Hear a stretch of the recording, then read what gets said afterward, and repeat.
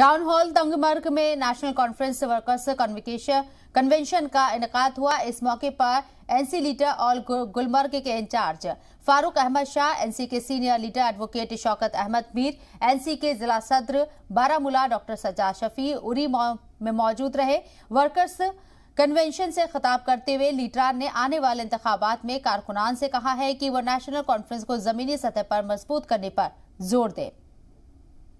यह आज फारूक साहब जो हमारे इंचार्ज कॉन्स्टिट्यूंसी टंगमर्ग डिक्लेयर किए गए, इनकी एमा पर आज यहाँ एक कन्वेंशन हुआ जो सिर्फ 2 ब्लॉक्स पर कायम था। एक तो ब्लॉक खहीपोरा और दूसरा ब्लॉक टंगमर्ग, क्योंकि इसके तकरीबन 12 से 17 जो गाँव है वो यहाँ से निकाल कर उनको वागोरा क्रेरी के साथ मुंसलिक किया गया। इसलिए इंचार्ज कॉन्स्टिट्यूंसी वागोरा क्रेरी मोहम्मद याकूब साहब को भी यहाँ बुलाया।